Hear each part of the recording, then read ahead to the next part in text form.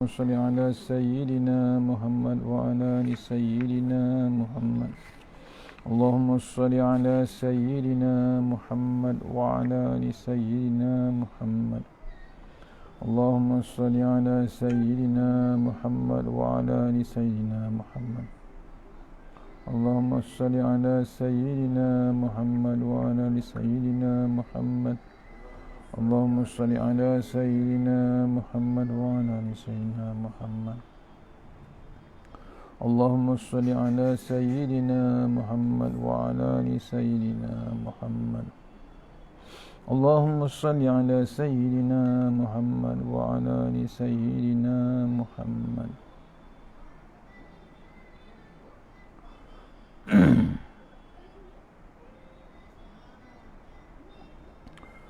Astaghfirullahalazim alladzi la ilaha illa huwal hayyul qayyum wa atubu ilaih. Astaghfirullahalazim alladzi la ilaha illa huwal hayyul qayyum wa atubu ilaih. Astaghfirullahalazim alladzi la ilaha illa huwal hayyul qayyum wa atubu ilaih. Astaghfirullahalazim alladzi la ilaha illa huwal hayyul qayyum wa atubu ilaih. Astaghfirullahalazim alladzi la ilaha illa huwal hayyul qayyum wa atubu ilaih. Astaghfirullahalazim alladzi la ilaha illa huwal hayyul qayyum wa atubu ilaih. Astaghfirullahalazim alladzi la ilaha illa huwal hayyul qayyum wa atubu ilaih. Astaghfirullahalazim alladzi la ilaha illa huwal hayyul qayyum wa atubu ilaih. لا إله إلا الله وحده لا شريك له له الملك وله الحمد يحيي ويميت وهو على كل شيء قدير. لا إله إلا الله وحده لا شريك له له الملك وله الحمد يحيي ويميت وهو على كل شيء قدير. Assalamualaikum warahmatullahi wabarakatuh. Alhamdulillahirabbil alamin wassalatu wassalamu ala asyrafil mursalin wa ala alihi washabbihi ajmain. A'udzu billahi minan nar min syarril kuffar min ghadabil jabbar wal izzatu lillahi wa rasulih. Allahumma ghnina bi halalil haram bismika Allahumma ya daim ya hayyu ya fardu ya wit ya ahad ya samad. Allahumma shalli ala Muhammad wa ala ali Muhammad. Rabbi ishrah li sadri wa yassir li amri wa min lisani yafqahu qawli. Fa ya ibadallah ittaqullah usikum iyaya bittaqullah faqad fazal muttaqun. Allahumma ta'alaina hikmataka wa anshur alaina min hazamitika ya arhamar rahimin. Bismillahirrahmanirrahim. Bismillahi ma sya'allah la yasuqu ya Allah. Bismillahi ma sya'allah la yasifu suwa ya Allah. Bismillahi ma sya'allah ma kana min ni'matin fa min Allah. Bismillahi ma sya'allah la ya'ti bil hasanati illa Allah. Bismillah masyaallah la haula wala quwwata illa billahil aliyyil azim. Allahumma inna nas'aluka ridhaka wal jannah wa na'udzubika min sakhatika wan nar. Alhamdulillah, jumpa lagi tuan-tuan. Sambung kuliah duha tadi surah Al-Fatihah daripada kitab Tuan Guru Ni Abdul Aziz Nikmat, insya-Allah. Untuk lagi barakah kita hadiahkan dia. Dan untuk semua sekali, Al-Fatihah. A'udzubillahi minasyaitonir rajim. Bismillahirrahmanirrahim. Iya kan. Shiratal ladzina ghairil maghdubi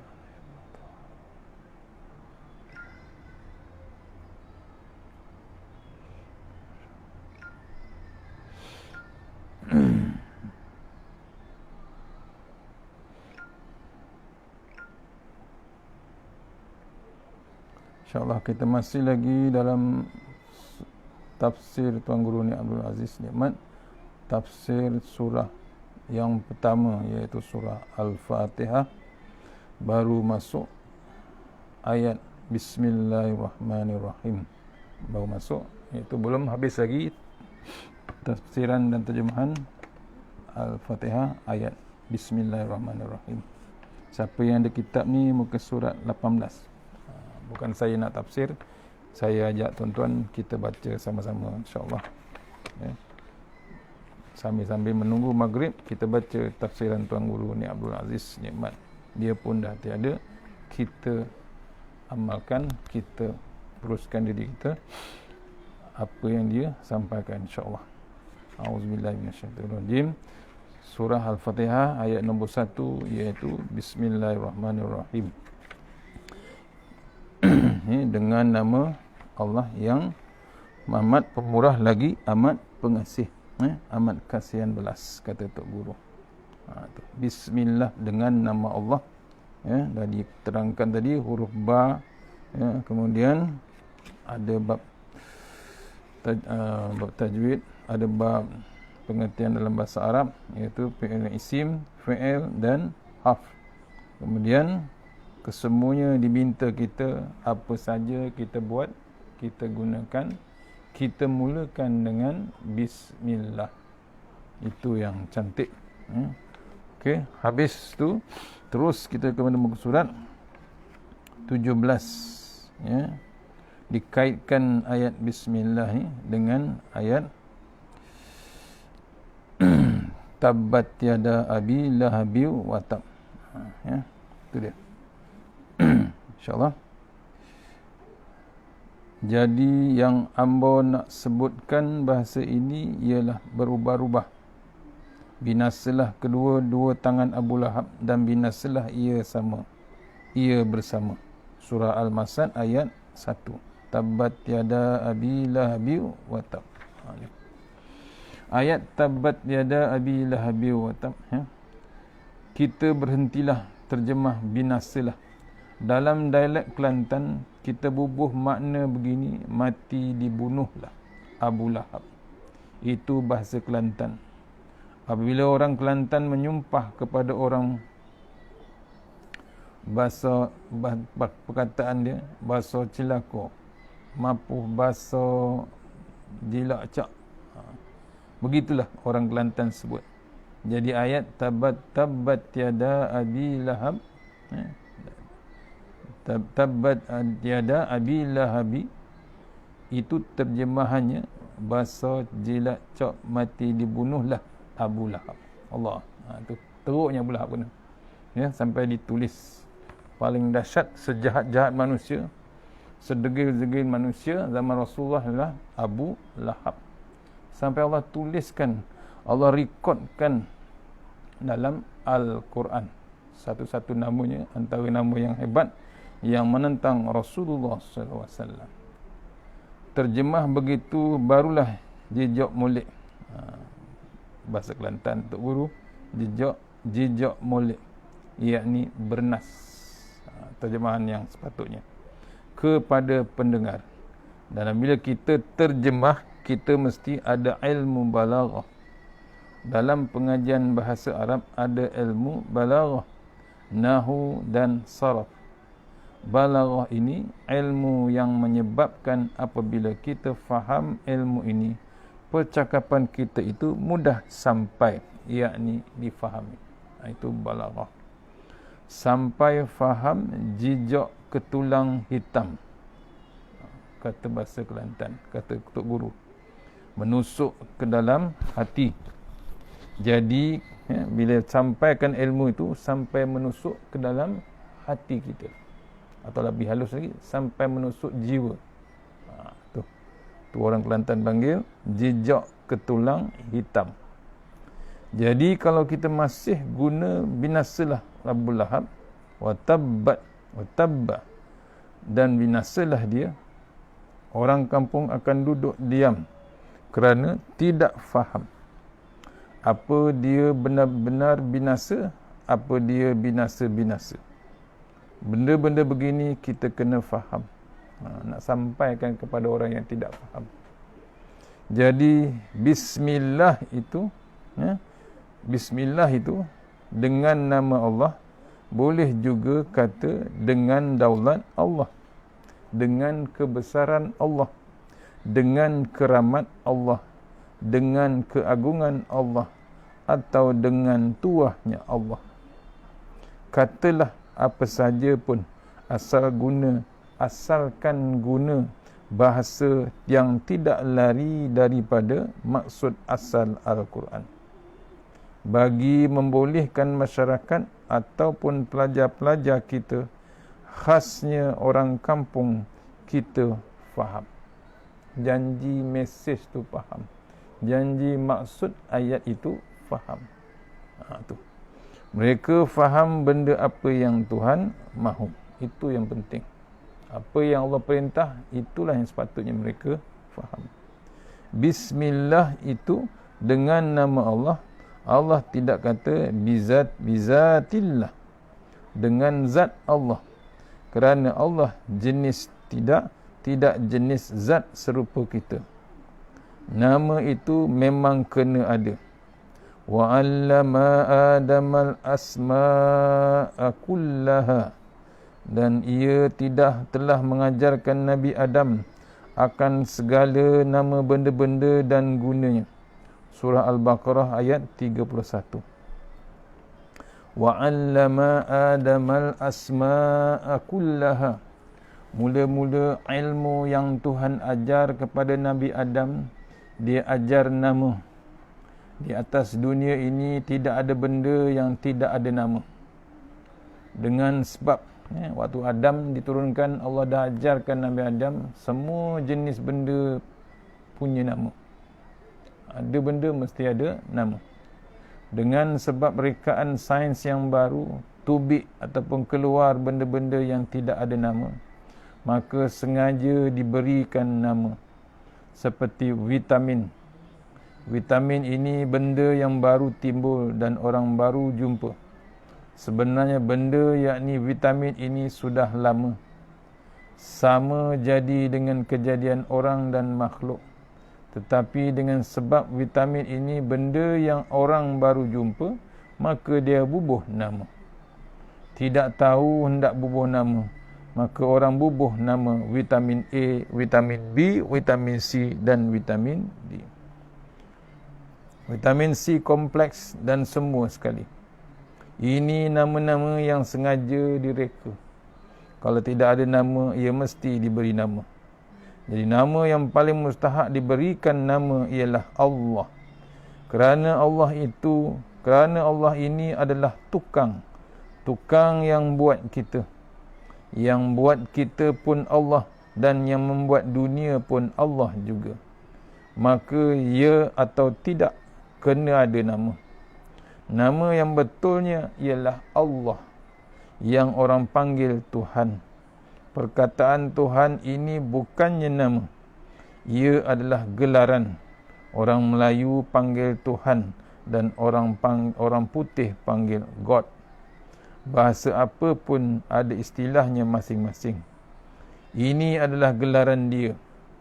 Nama dia sebetulnya ialah Allah Subhanahu Wa Taala.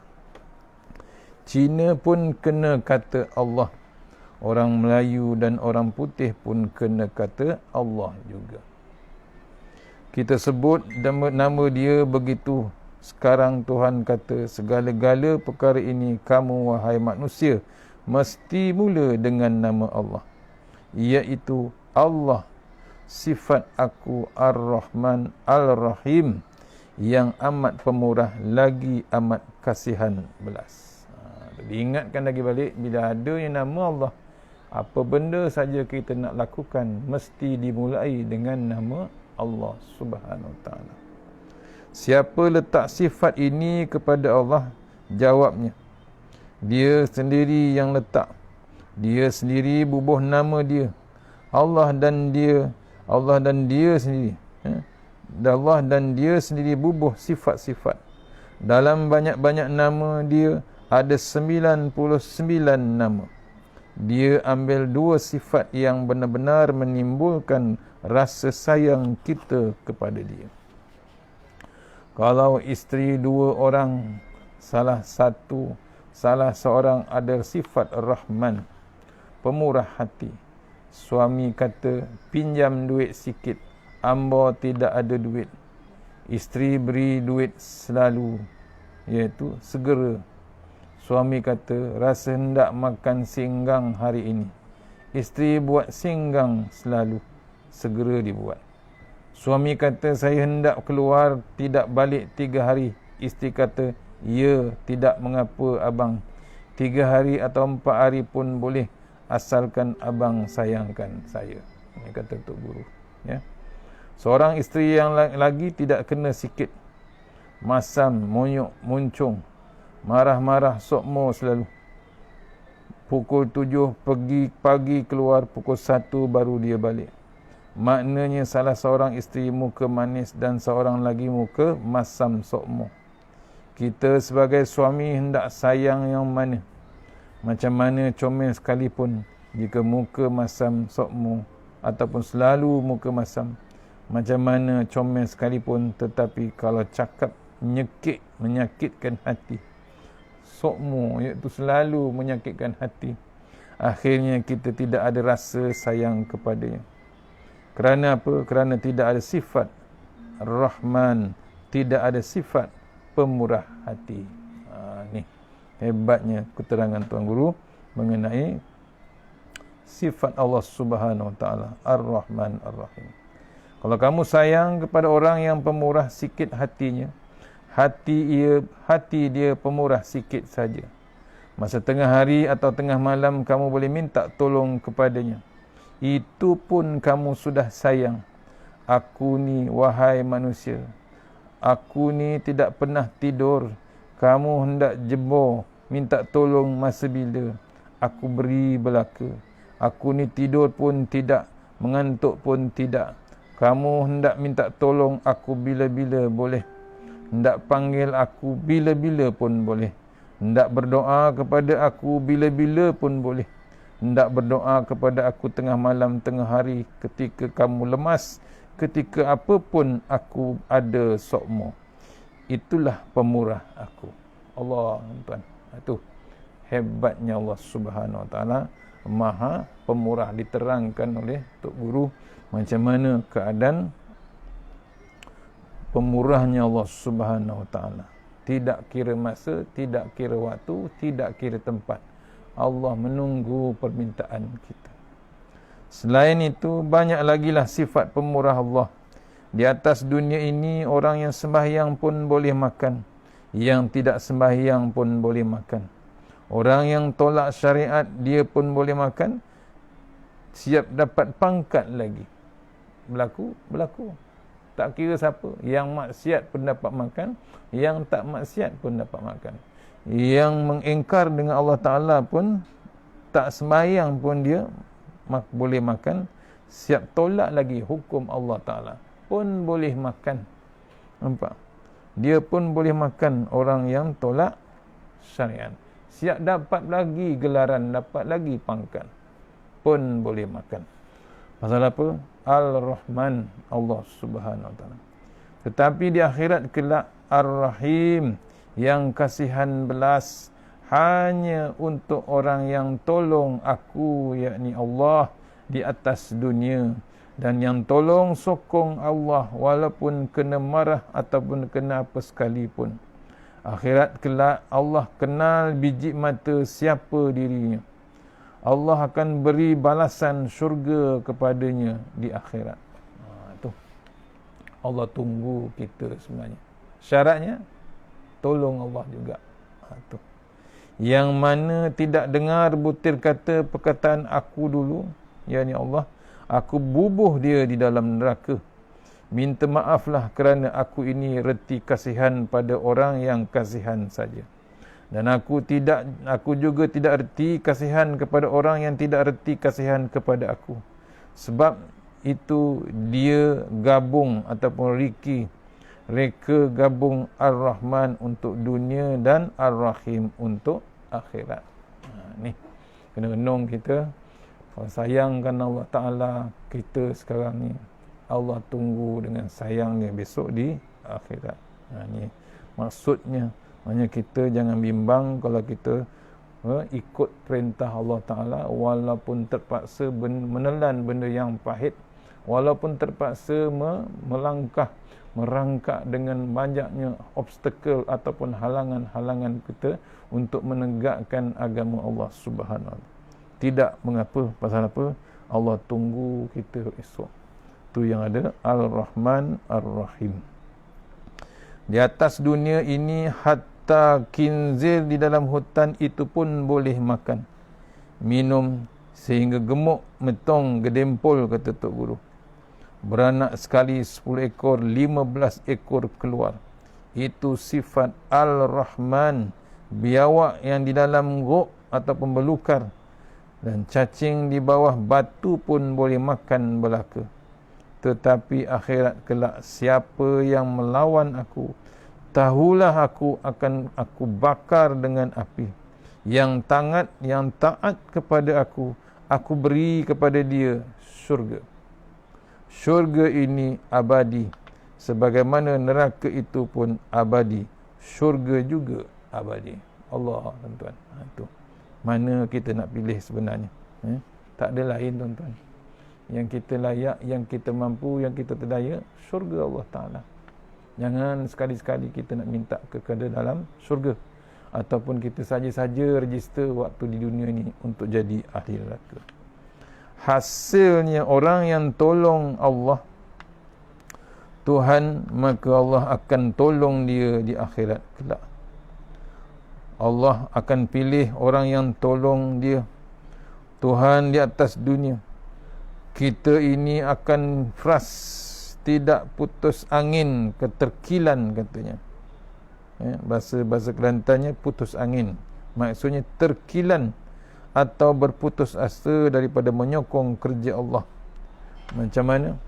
Macam mana susah, penat, jerih atau dibenci orang sekalipun, oleh kerana akhirat kelak kita mempunyai harapan yang tinggi untuk Tuhan layan kita dengan baik. Maka di atas dunia ini naiklah semangat kita. Bahkan kita naik kasihan belas pula kepada orang yang melawan kerja-kerja Allah.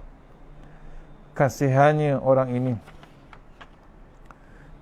pitih dia nampak banyak di dalam poket, nampak pandai menulis dan membaca, tetapi kenapa lawan Tuhan?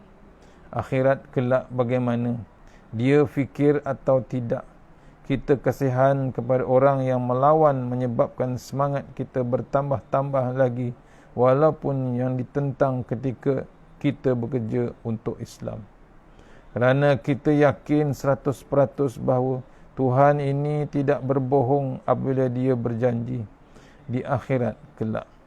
Wallazina amanu wa amilus salihati sanudkhiluhum jannatin tajri min tahtihal anhar khalidina fiha abada wa'dallahi haqqan wa man asdaqu minallahi qila. Ya. Maksudnya surah An-Nisa ayat 122, dan orang-orang yang beriman serta beramal soleh, kami akan masukkan mereka ke dalam syurga yang mengalir di bawahnya beberapa sungai. Mereka kekal di dalamnya selama-lamanya. Sebagai janji Allah yang benar, dan siapakah yang lebih benar perkataannya daripada Allah? Itu balasan orang yang taat beramal soleh dengan Allah Subhanahu. Allah janjikan dengan masukkan mereka ke dalam syurga yang ada aliran sungai, beberapa sungai di bawah syurga tersebut. Mereka kekal selama-lamanya. Orang mukmin akan diberi syurga di akhirat kelak. Maka kita meletakkan harapan yang terlalu tinggi, pada Allah Ta'ala agar memberi syurga kepada kita. Oleh sebab itu kita tidak boleh frust, dan kita tidak ada ruang untuk putus usaha daripada bekerja untuk Allah Ta'ala. Para hadirin semua, ini semua hasil daripada apa yang Tuhan sebut Al-Rahman Ar-Rahim. Tak ada sebab kita nak putus asa. Tak ada sebab kita nak kecewa. Teruskan kerja kita dengan Allah Subhanahu wa Ta'ala. Ar-Rahman dan Ar-Rahim dari segi bahasa. Lagi.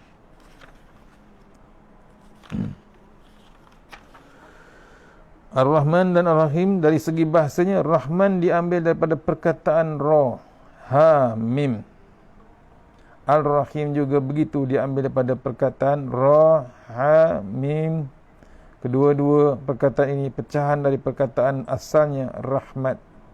Perkataan Rahmat ini adalah perkataan Arab yang telah dimelayukan, Ya Allah, ya Tuhanku, kumpulkanlah rahmat daripadamu.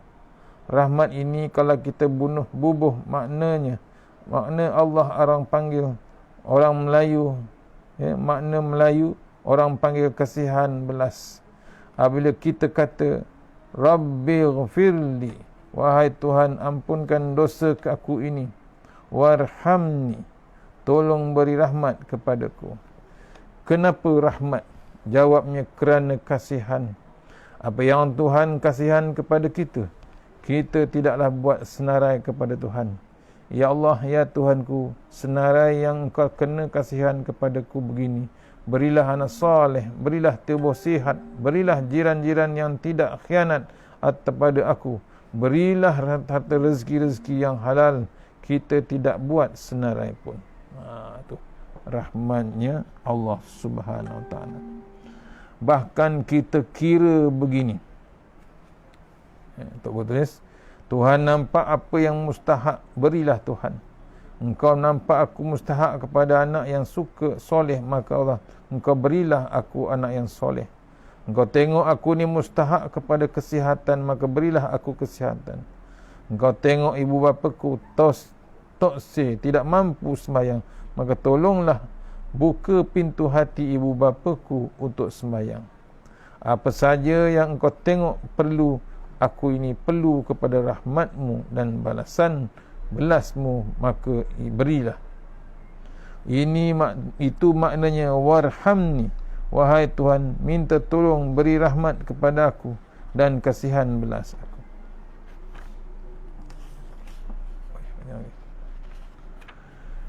Contohnya kita berjumpa orang lapar, takkan dia hendak belajar. Kita kata demo ataupun awak ni lapar, mari kita pergi dengar orang ceramah. Mana boleh, orang lapar dia tidak perlu kepada ceramah, dia hendak nasi. Jadi apabila kita berjumpa apa saja benda yang dikira perlu, walau kita boleh memenuhi kehendak kita, dia, maka artinya kita sudah kasihankan dia. Orang lapar ajak pergi dengan ceramah, dia takkan kenyang. Ketika itu dia perlukan nasi dan duit. Ni untuk dakwah kita. Kita pergi berceramah di tempat yang miskin, di pantai, tempat orang hidup kais pagi makan pagi.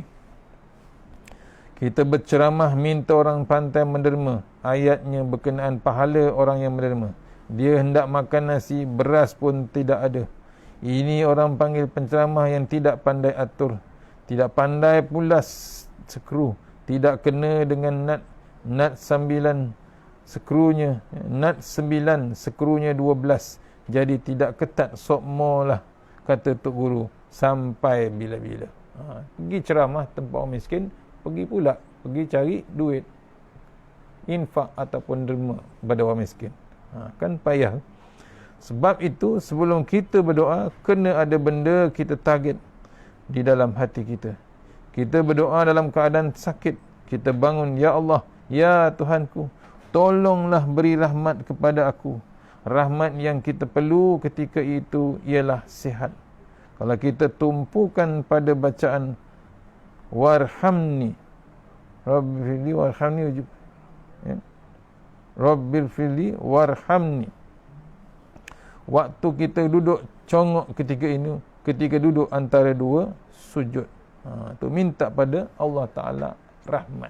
Tu tengah sembahyang tadi tu. Maka berdoalah, ya Allah, kasihanilah kepada aku tengah sakit. Tuhan, tubuh sakit, pitih tidak ada, anak-anak menangis. Ya Allah, ya Tuhanku, kasihanlah kepada aku.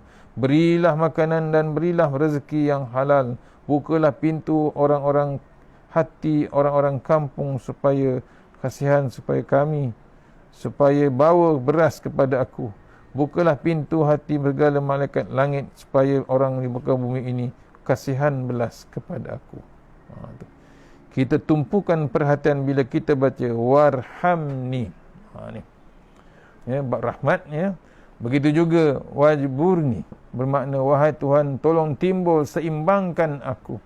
Timbal ini maknanya kita ada kekurangan sedikit.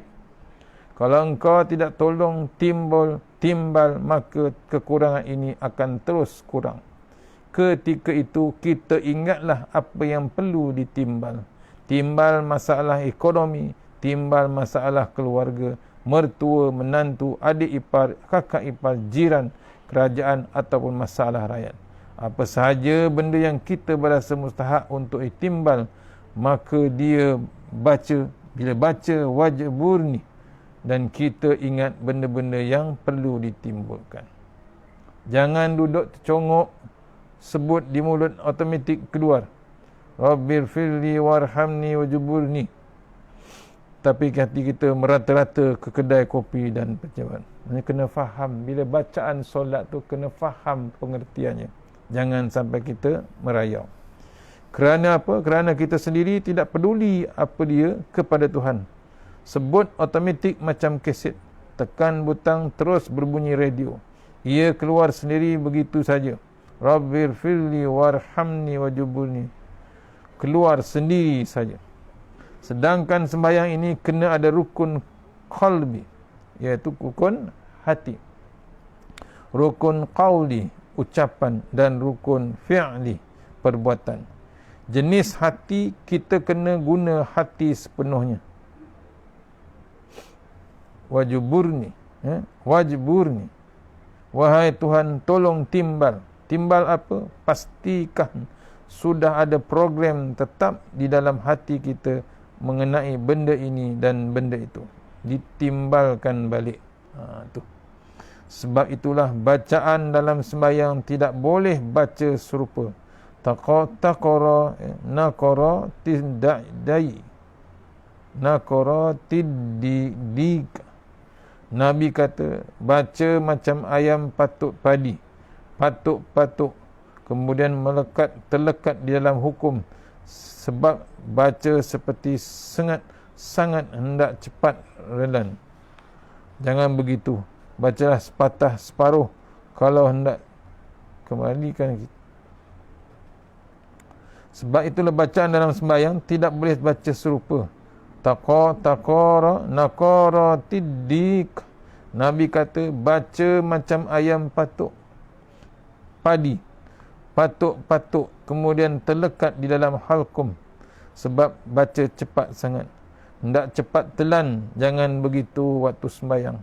Bacalah sepatah-sepatah.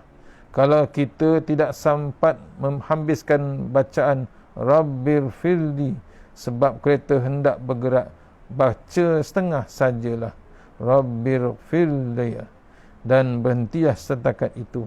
Kemudian takbir Allahu Akbar. Jangan baca Rabbir firli. Cepat-cepat malaikat pun tidak mahu, tidak tahu. Malaikat pun tidak reti hendak tulis bagaimana. Ya. Kemudian takbir Allahu Akbar. Jangan baca Rabbir firli. Cepat-cepat malaikat pun tidak reti hendak tulis bagaimana. Melayu ataupun siamkah yang akan membacanya. Ini cerita. Ya. Bacaan nak tu dalam sembahyang. Kalau kita memang banyak kerja, bacalah Rabbir firli. Kemudian terus takbir Allahu Akbar, Subhana Rabbil A'la. Kemudian terus takbir Allahu Akbar. Jangan baca cepat sangat. Ini bukan cara orang sembahyang. Kena faham molek-molek kedudukan kita. Jadi ba ataupun bi tadi, kena ingatlah satu huruf ini. Sebab itu orang tasawuf kata Al-Quran sebuah ini duduk di dalam Fatihah, dan Al-Fatihah itu sendiri duduk di dalam huruf ba.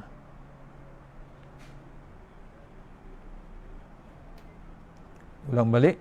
Jadi perkataan ba tadi, kenalah ingat satu huruf itu. Sebab itu orang tasawuf kata Al-Quran sebuah ini duduk di dalam Al-Fatihah, dan Al-Fatihah itu sendiri duduk di dalam huruf ba. Perkara cetusan daripada fikiran orang tasawuf itu bendanya ringkas. Tetapi bila kita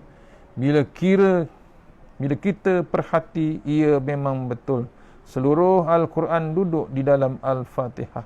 Sebanyak mana hukum nasihat atau sebanyak mana apapun, duduknya di dalam Al-Fatihah belaka. Dan Al-Fatihah sendiri pun semua sekali duduk di dalam huruf ba. Satu huruf itu sahaja, kerana sikit-sikit dengan Allah, sikit-sikit dengan Allah.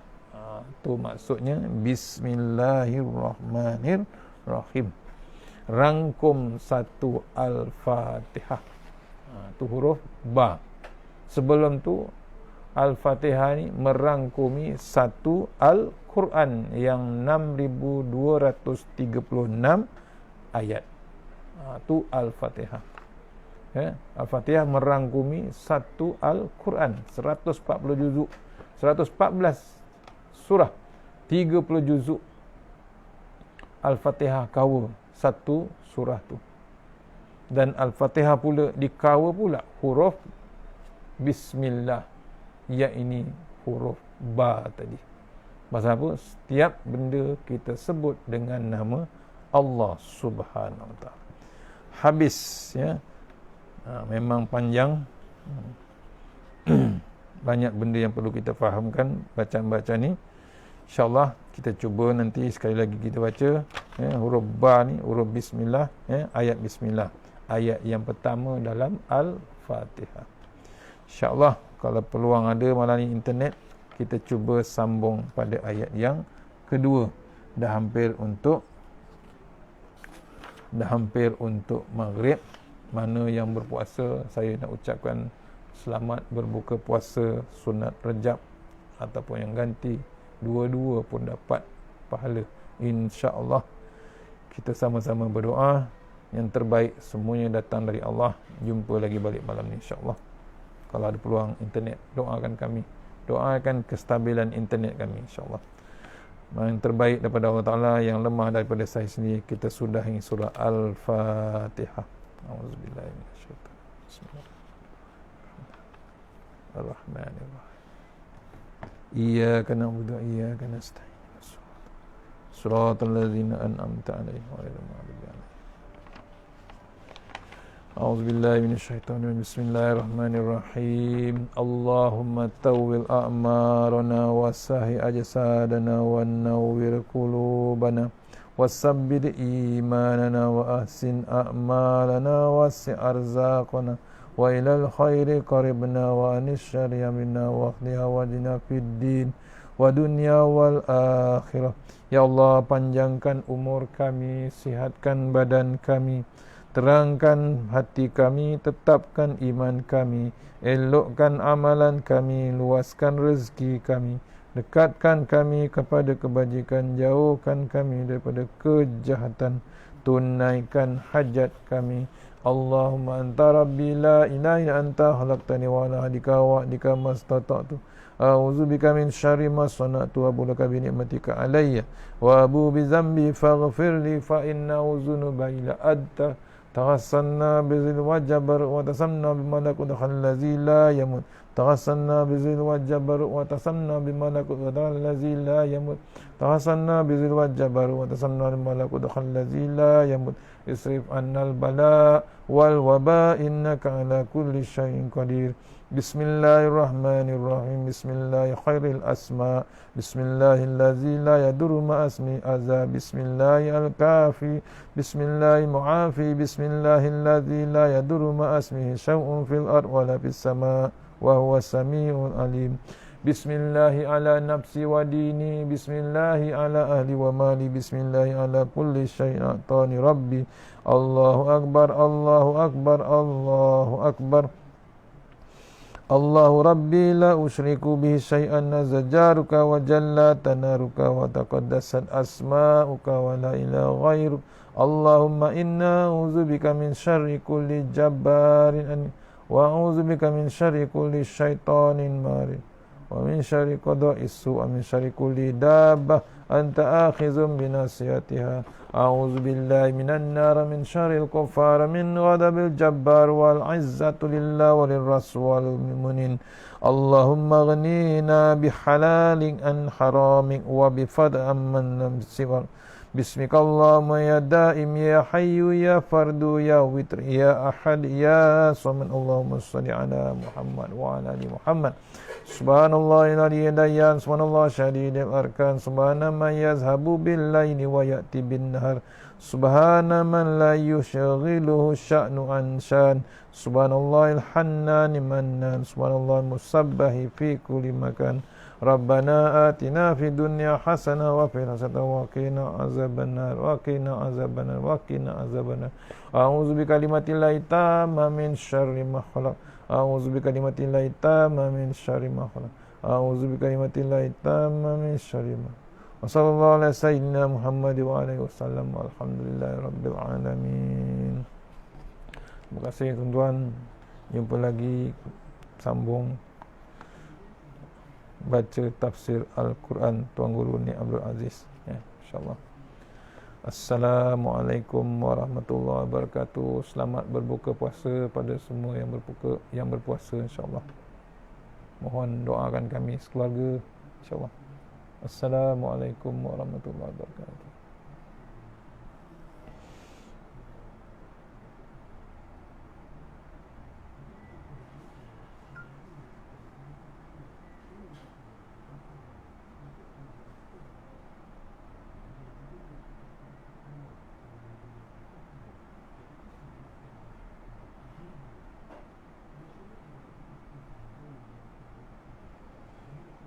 InsyaAllah.